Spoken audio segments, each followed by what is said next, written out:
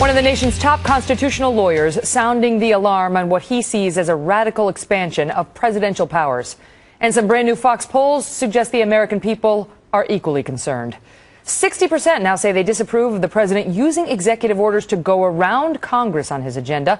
74% believe this isn't really even the way government is supposed to work. Jonathan Turley is a constitutional attorney and professor at the George Washington University Law School. Professor Turley, great to see you. I'm a big fan of you and your blog. Thank you. Let me ask you about this, because in that soundbite we played before we went to the commercial, you said the framers would be horrified because everything they did was to create balance between the branches of government, and we've lost it. Expand on that. Well, I'm afraid it's quite serious, because the framers created a system that was designed to avoid one principal thing, that's the concentration of power in any one branch.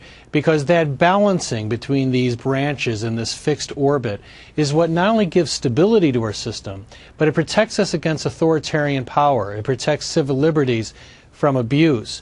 And what we've been seeing is the shift of gravity within that system in a very dangerous way that makes it unstable.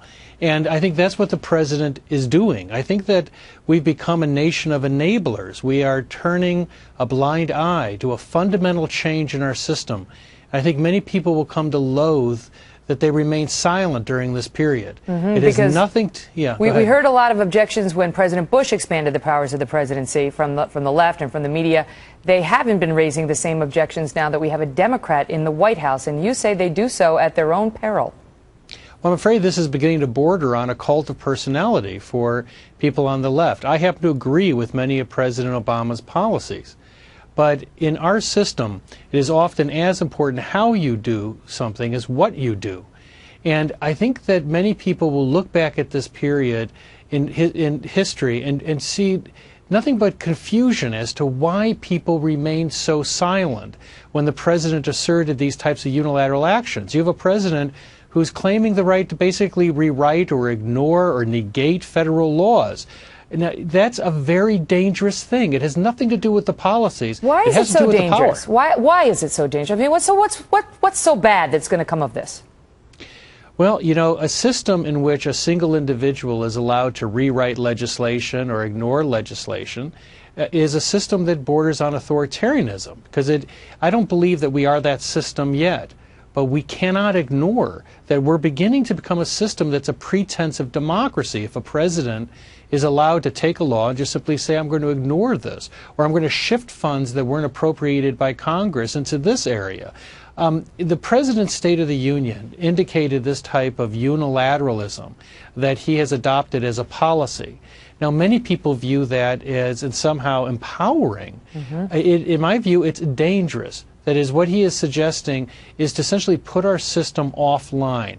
This is not the first time that convenience has become the enemy of principle. But we've never seen it to this extent. What is supposed to be done about it? You know, I know in your testimony before Congress you cited Ben Franklin, who believed that the other branches would work in their own self-interest to try to rein in a president who got drunk on his own power, or however you want to put it.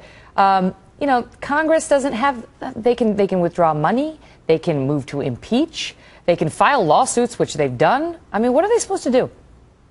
Part of the problem really rests with the federal courts. For the last 2 decades, the federal courts have been engaged in a policy of avoidance. They are not getting involved when the executive branch exceeds its powers. They're just leaving this up to the branches.